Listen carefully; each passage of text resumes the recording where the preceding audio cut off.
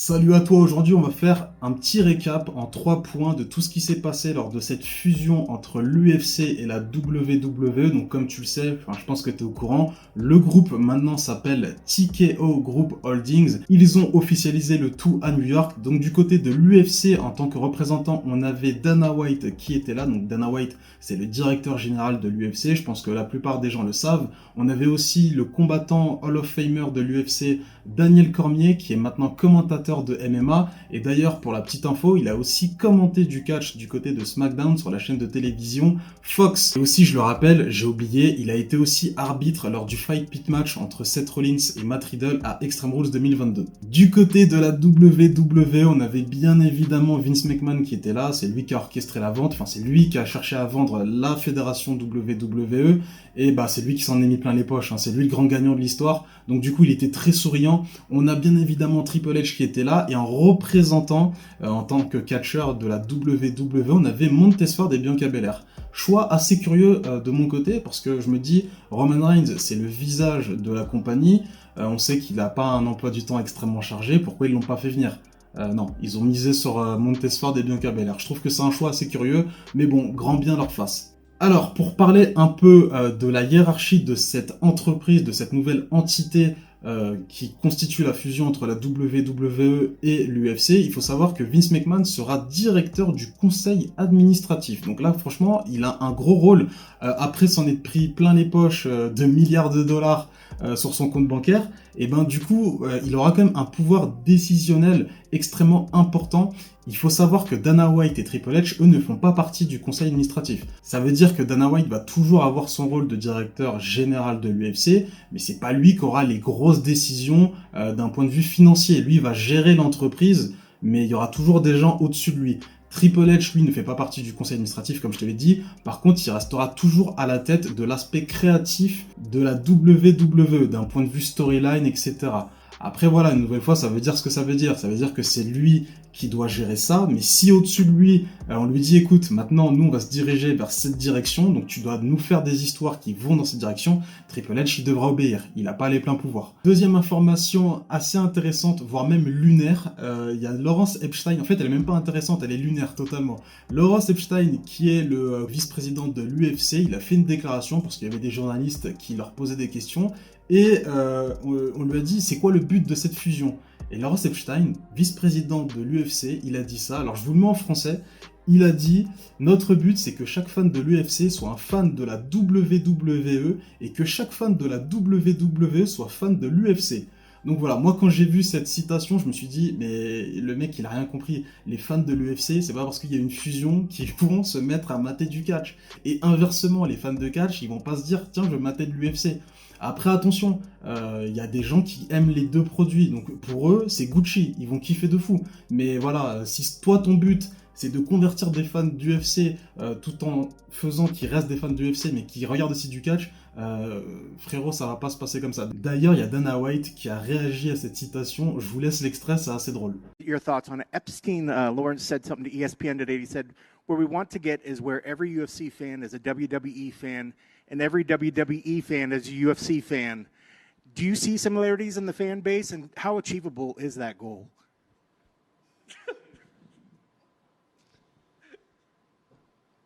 Lawrence, I love you. One of the dumbest statements of all time. Yeah, I don't know why he said that. I don't even know what to say to that. No. There's some crossover. Some people like WWE, some people like UFC, some people like both. I don't think there's ever going to be a day where we turn every UFC fan into a WWE fan or every WWE fan. What's beautiful about the synergy between these two fan bases is they are very completely opposite. Alors, troisième point pour terminer cette vidéo, Lawrence Epstein le même. Alors là, il a fait une citation un peu plus intéressante et beaucoup plus réaliste, et là on y croit. En fait, il a dit que l'un des objectifs de l'entreprise, de l'entité TKO, ça serait d'organiser par moment des week-ends durant lesquels en fait il y aurait un événement UFC et un événement WWE. Donc en gros, je précise, un pay-per-view de l'UFC et un PLE, donc Premium Live Event de la WWE. Et là, au moment où je tourne la vidéo, en fait, on a plus d'informations. Il y a Nick Khan qui a toujours une grosse place au sein de la hiérarchie. C'est vrai que j'en ai pas parlé. Il est toujours dans les alentours. Je vais vous dire exactement ce qu'il a dit parce que ça vient de sortir là sur Twitter.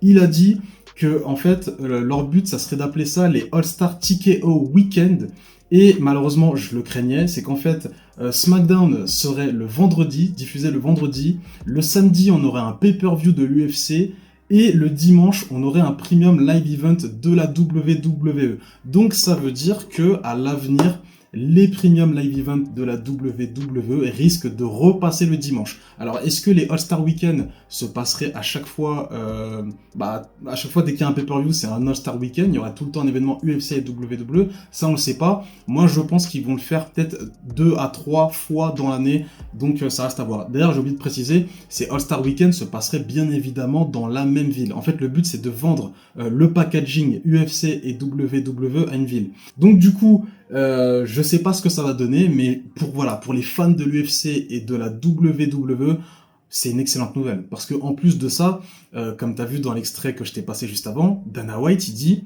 en vrai, des crossovers sont totalement possibles dans le futur. Donc, moi, je veux pas vous mentir, je kifferais voir un petit Conor McGregor du côté de la WWE. Donc, il a encore 2-3 matchs à gérer là. Il a encore une fin de carrière à gérer du côté de l'UFC, donc ça risque pas d'arriver dès maintenant. Mais ces petits crossovers entre la WWE et l'UFC, en vrai de vrai, ça risque d'être assez kiffant. D'ailleurs, pour terminer cette vidéo, pour ceux qui s'en rappellent, il y avait un pay-per-view UFC et Rey Mysterio était dans la foule et parfois la caméra fait le tour des célébrités et du coup tu vois comment le public réagit.